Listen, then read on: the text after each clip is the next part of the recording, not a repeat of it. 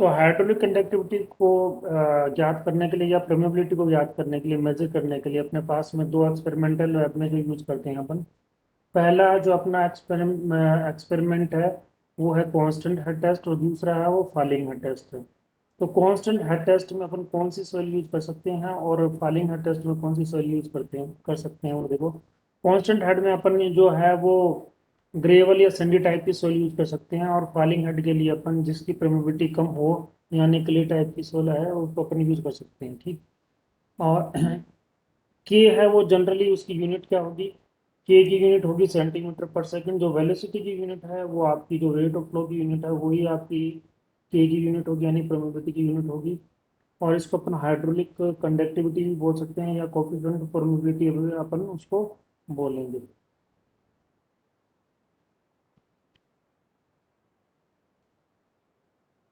Constant test में अगर अपन देखें तो रेट ऑफ फ्लो है वो थ्रू आउट सोइल में अपन कैसे मेजर करते हैं।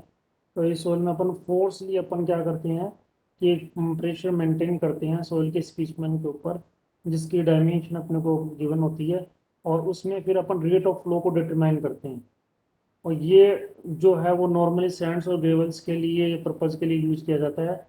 और अगर अपन चाहें तो इसमें रीमोल्डेड सैंपल, रीमोल्डेड का सैंपल होता है कि जिस सोइल को अपन ने यूज किया है, जहां से अपन ने सोइल उठाई है, वो सोइल को अपन ने एक बार ब्रेक कर दिया है। वो सोइल ब्रेक हो गई एक बार, यानी जैसे अगर आप जमीन में से किसी सोइल को अगर विदाउट डिस्टर्ब करे हुए निकालते हो तो उसको अपन अनडिस्टर्ब सोइल बोलते हैं। और जब वो सोइल डिस्टर्ब हो जाती है और फिर अपन उसको वापस असेंबल करते हैं, वो रीमोल्डेड सोइल हो जाती है। तो इस तरीके से अपने रीमोल्डेड सोइल में भी अपन ये टेस्ट परफॉर्म कर रहे हैं। कांस्टेंट टेस्ट है तो टेस्ट को प्राइमरी क्या करेंगे, कोर्स ग्रेन सोइल के लिए यूज होगी। और ये इसमें अजम्पशन क्या लेना पड़ेगा कि लेमिनार फ्लो है वो आपका मेंटेन होना चाहिए। ये डिपेंड करता है चूंकि लेमिनार फ्लो पे, तो लेमिनार फ्लो इसके लिए मेंटेन होना जरूरी है।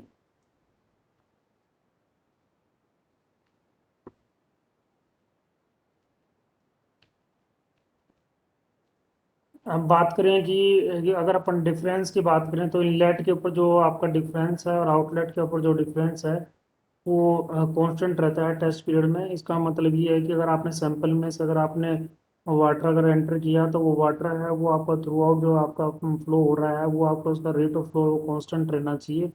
वो उसमें कोई डिस्टरबेंस नहीं रहना चाहिए।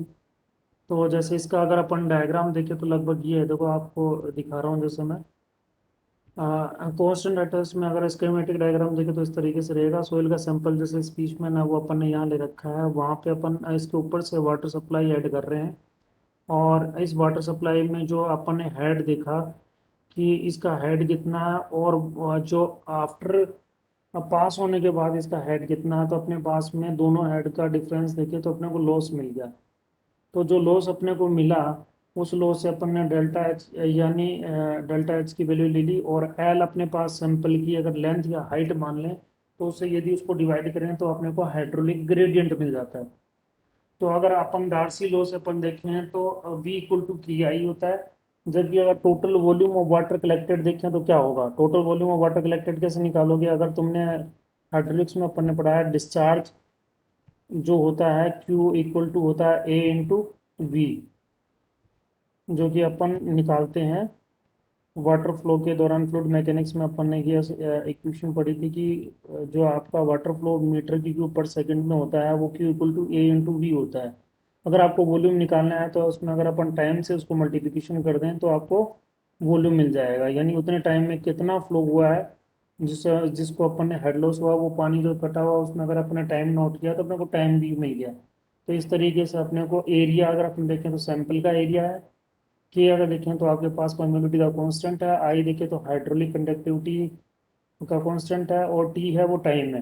तो के की वैल्यू अपने कैसे अपने पास कितनी होगी, Q L upon A S T, यानी अपन ने जो पानी जो वॉल्यूम है उसको मेजर कर लिया, और उसके लेंथ अपने को, हाइट है सैंपल की हाइट पता है अपने पास में, और हेड लॉस अपन ने दे दिया। एरिया अपन ने उस स्पीचमैन जिसमें से अपन मोल्ड है उसका एरिया अपन ने डी करके अपन ने उसको निकाल लिया। टी अपने पास अपन ने उसका टाइम ले लिया। तो इस तरीके से अपन की वैल्यू निकाल सकते हैं Q L upon A into H T. तो कांस्टेंट हेड में इस तरीके से परमेबिलिटी की वैल्यू अपन निकाल सकते हैं। तो क्यू, वो क्यू यहाँ पे क्या है, क्यू है वो जो वॉल्यूम ऑफ वाटर है कलेक्टेड है, एरिया ए है area of cross section of the soil specimen, T है ड्यूरेशन ऑफ वाटर कलेक्शन, यानी वाटर कलेक्शन करने के लिए अपना कितना टाइम लगा। इसी तरीके से हाइड्रोलिक कंडक्टिविटी की वैल्यू बात करें तो I equal to delta H upon L अपने को मिल जाएगा, जो कि हाइड्रोलिक कंडक्टिविटी को शो करता है। डेल्टा एच क्या है, हेड लॉस। एल अपनी लेंथ ऑफ स्पीचमैन या फिर हाइट ऑफ स्पीचमैन हो गई। अगर बात करें फॉलिंग हर टेस्ट के लिए तो लेस परमेबल सोइल के लिए अपन इसको यूज करते हैं।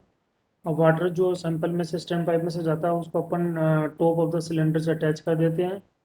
हेड ऑफ वाटर है वो टाइम के साथ में सोइल में चेंज होता रहता है, डिफरेंट टाइम्स पे अपन हेड ऑफ वाटर रिकॉर्ड कर लेते हैं कि एट ए टाइम इतना वाटर है, अपने वाटर हेड इतना है, फिर इतने टाइम बाद ये इतना हो गया। इस तरीके से अपन अपने वाटर हेड की जो वैल्यू है वो रिकॉर्डेड कर लेते हैं। और फॉलिंग होड जो जो परमिट टेस्ट है उसको अपन करने से पहले करते वक्त अपन H1 जैसे अपन ने हेड पहले सपोज करो अपने पास में इनिशियल हेड रीडिंग है H1 पे, टाइम अपन ने T इक्वल टू 0 ले लिया, और फिर T अपन ने H2 रीडिंग ली, और H2 रीडिंग पे अपन ने टाइम देखा T इक्वल टू T2 आ गया। तो इस तरीके से अपन ने H1 से स्टार्ट करके H2 रीडिंग तक का अपन ने टाइम नोट कर लिया, H1 पे अपनी रीडिंग कितनी थी और H2 पे रीडिंग कितनी है और टाइम टेकन अपना कितना आ गया, जिससे अपन ने उसको नोट कर लिया।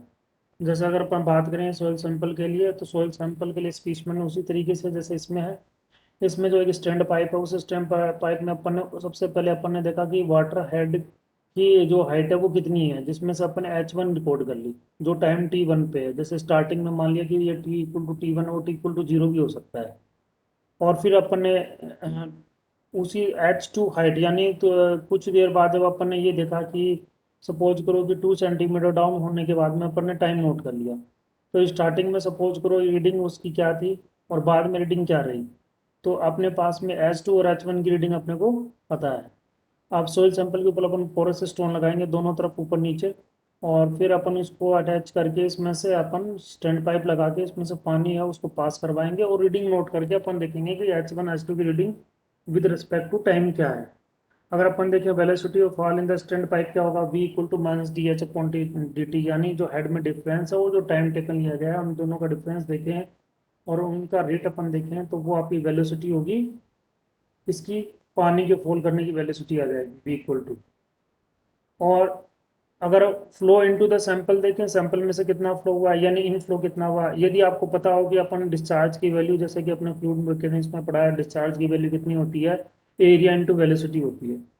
अब एरिया स्टैंड पाइप का अगर जो एरिया है वो अपन मेजर कर लेते हैं डाया कितना है, तो अपन उससे उसका पाई/4 इंटू डी स्क्वायर निकाल के अपने स्टैंड पाइप में जो पाइप है उसका एरिया निकाल लेंगे, जो उसको अपन एरिया ऑफ स्टैंड पाइप कहेंगे।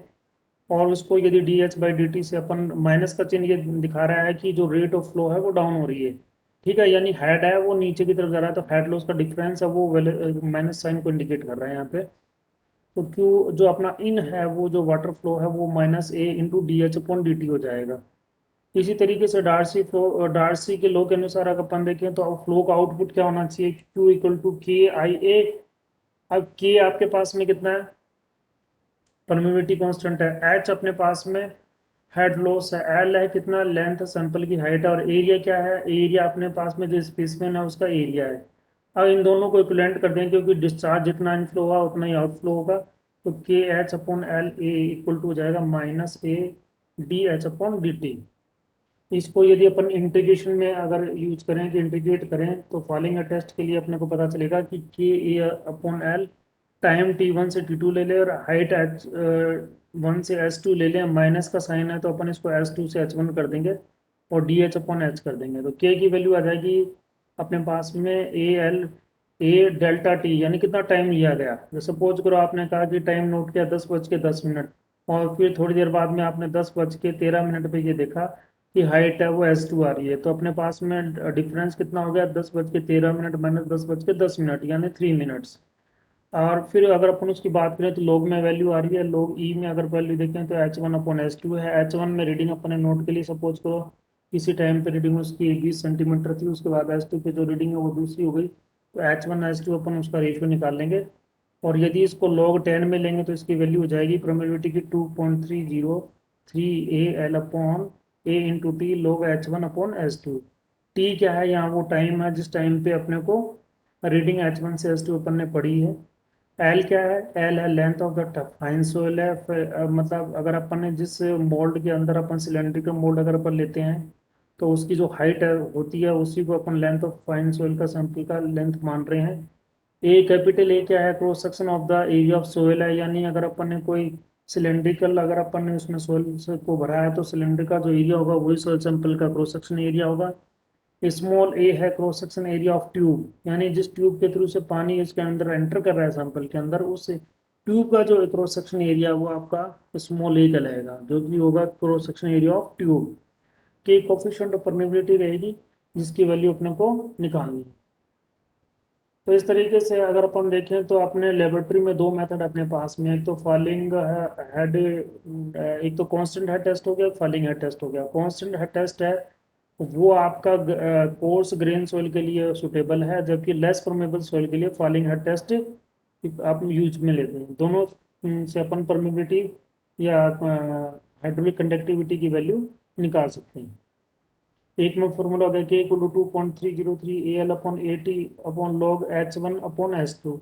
जबकि उसके अंदर अपन ने डार्सी लॉ से सीधी वैल्यू निकाल रहे थे, तो अपने पास में जो के की वैल्यू कितनी आ रही थी, ए अपने पास में क्यू एल अपॉन क्यू, के की वैल्यू जो अपन ने यहाँ निकाली थी कांस्टेंट हेड के केस में, तो कांस्टेंट हेड के केस में अपने पास के की वैल्यू जो निकाली थी वो थी के Q L upon A H T. तो दोनों के लिए परमिटिविटी के निकालने के कांस्टेंट निकालने के लिए अलग अलग फॉर्मूले हैं जिनसे अपन इनकी परमिटिविटी की वैल्यू निकाल सकते हैं। अब आता है कि फील्ड में अगर आपको अगर फील्ड टेस्ट करना पड़े और फील्ड टेस्ट में अगर परमिटिविटी की कोफिशिएंट ऑफ परमिटिविटी की वैल्यू निकालनी पड़े तो कैसे निकालेंगे। बात करें तो फील्ड टेस्ट की ये मोर रिलायबल होते हैं लेबोरेटरी टेस्ट से, क्योंकि इसमें फील्ड टेस्ट है वो आपका अनडिस्टर्ब सोइल पे इजी एग्जैक्ट तरीके से किया जाता है, जबकि अपन क्या करते हैं कि लेबोरेटरी में अपन जो सैंपल होता है उसको डिस्टर्ब कर देते हैं। तो दोनों में थोड़ा बहुत डिफरेंस, रिलायबल अगर अपन सोर्स माने तो फील्ड का टेस्ट ही होगा। तो फील्ड टेस्ट में अगर अपन कैसे निकालें, फील्ड टेस्ट में अपन ऐसे निकालते हैं कि दो कंडीशन अपने पास में। पंपिंग मेथड अपन बात करेंगे, पंपिंग मेथड के थ्रू अपन के कांस्टेंट की वैल्यू निकालेंगे। एक आता है कन्फाइंड एक्वाफायर। कन्फाइंड एक्वाफायर का मतलब जैसे अगर जमीन के अंदर अपन देखें, अगर सपोज करो आपके पास में कोई हार्ड स्टार्टा मिल जाता है और उसके नीचे आपके एक प्रीवियस लेयर मिलती है जिसके अंदर पानी भरा हुआ है, जैसे कि बोरिंग करते हैं अपन, बोरिंग करने के बाद अपने पता चला कि 250 फीट के अंदर या 100 फीट के अंदर अपने को पानी का लेयर मिला। उसके ऊपर जो लेयर है उसके ऊपर स्टोन है और नीचे अगर अपन ने देखा फिर स्टोन है, तो दोनों इन प्रीवियस लेयर हो गए। बीच में सोयल है उसके अंदर अपने को पानी मिला तो वो एक्वाफायर हो गया। अब वो पानी की हाइट अगर सपोज करो एच है और यदि अपन उसके R1 डिस्टेंस पे एक बोरिंग होल और कर रहे हैं और उस बोरिंग होल के ऊपर अपन अगर देखें और वहां पे अगर पिज्मेट्रिक लेवल लगाएं तो अपने को पता चले कि पिज्मेट्रिक लेवल से उसकी हाइट वहां पे h1 है, और दूसरा एक और R2 पे करें वहां पे उसकी वैल्यू h2 है। तो इस तरीके से अपन देखें तो पिज्मेट्रिक लेवल से अपने को पता चलेगा कि R1 डिस्टेंस पे इसकी वैल्यू h1 है और R2 डिस्टेंस पे इसकी वैल्यू h2 है। तो इस केस में अपन उसकी वैल्यू को निकालने के लिए अपन देखेंगे कि कैसे उसकी वैल्यू निकाली जाए, के की वैल्यू। तो के की वैल्यू के लिए पंपिंग मेथड में अपन देखें तो जो नॉर्मल फॉर्मूला अपना क्या है, Q इक्वल टू के आई ए, जो कि अपन ने डार्सी लॉ से देखा है। अब के क्या है यहाँ पे, के कोफिशिएंट ऑफ परमेबिलिटी है। आई क्या है, आई अपना क्या है, हेड लॉस डिवाइडेड बाई कितनी लेंथ डिस्टेंस पे अपने को मिला है। तो अपने पास सपोज करो हेड लॉस अपने को डी एच मिला है और डिस्टेंस क्या है, डी आर है, जिसको अपन आर ले रहे हैं यहाँ पर उसको मान लिया डी आर मान लिया। तो सपोज करो कि हेड लॉस अपने पास में डी एच है और डिस्टेंस डी आर पे अपने को ये वैल्यू मिल रही है। तो इसका इसका एरिया कितना हुआ, एरिया किसका लेंगे, एरिया अपन काउंट करेंगे कि जहां अपन जिस डिस्टेंस के ऊपर अपन ले रहे हैं उसकी जो रेडियस है into divided by previous layer की थिकनेस। तो जैसे आर डिस्टेंस पे अपन काउंट कर रहे हैं तो आर डिस्टेंस पे अगर अपन रेडियस खींच दें तो 2 पाई आर अपना पूरा सर्किल होगा। और इस सर्किल के अंदर हाइट देखें तो अपने की पास में प्रीवियस लेयर की एच है, तो 2 पाई आर एच अपने पास में उसका एरिया हो जाएगा। और फिर आर डी आर अपन आर को R1 से लेके R2 के बीच में अपन इंटीग्रेट करेंगे, और एच डी एच की वैल्यू H1 से H2 करेंगे, यानी R1 रेडियस पे अपन ने एक बार एक लेवल देखा, और R2 पे अपन ने फिर आपने एक बार लेवल देखा। तो एक पे लेवल आ रहा है वाटर लेवल H1 और दूसरे पे H2, तो इन दोनों का जो इंटीग्रेशन का पोर्शन होगा R1 से R2 फ्लक्चुएट करेगा, और हेड जो हेड लॉस का है अपना H1 से H2 करेगा। तो इंटीग्रेट करें तो क्यू की वैल्यू मिलती है, अगर डी आर अपॉन आर का इंटीग्रेशन करें तो एल एन यानी लॉग ई R2/R1 मिल जाएगा। और एच डी एच का करें तो H sorry capital H D H का करें तो एच ही आएगा, तो 2 पाई के एस तो कांस्टेंट है, डी एच का करेंगे तो एच आएगा, तो S2 - H1 हो जाएगा। तो के की वैल्यू अपने पास क्यू लॉग ई R2/R1/2 पाई के 2 पाई H S2 - H1 हो जाएगा। तो इससे अपन के की वैल्यू अपन फील्ड में निकाल सकते हैं।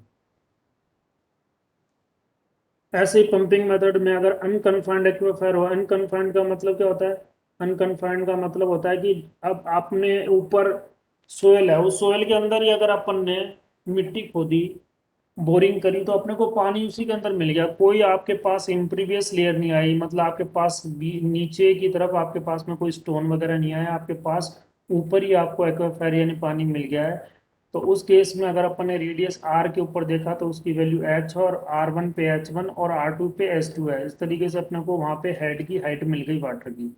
तो यहाँ पे Q इक्वल टू के आई करेंगे। अब यहाँ डिफरेंस इतना ही है, वहाँ जो प्रीवियस लेयर की थिकनेस फिक्स थी, यहाँ प्रीवियस लेयर की थिकनेस क्या मानेंगे 2H होगी, तो एरिया भी अपना इसका 2 पाई R H हो जाएगा। वहाँ प्रीवियस लेयर की थिकनेस फिक्स थी, यहाँ पे प्रीवियस लेयर की उतनी ही वैल्यू लेंगे जितनी की वैल्यू पे अपन उसको देखेंगे। तो 2 पाई R स्मॉल h है, आई की वैल्यू DH/DR है, के कोफिशिएंट है, इसका अपन कर देंगे इंटीग्रेशन। इंटीग्रेशन में अपने को क्या मिलेगा? DR/R 2 पाई के H DH। Bus queue L log ई R2/R1 तो मिलेगा पाई के H2² - H1² मिल जाएगा। तो के की वैल्यू आपको मिल जाएगी Q log E R2/R1 divided by pi H2² - H1 का स्क्वायर। तो इस तरीके से अपन देख सकते हैं कि आप फील्ड में आप पंपिंग मेथड से आप बना के की वैल्यू निकाल सकते हो।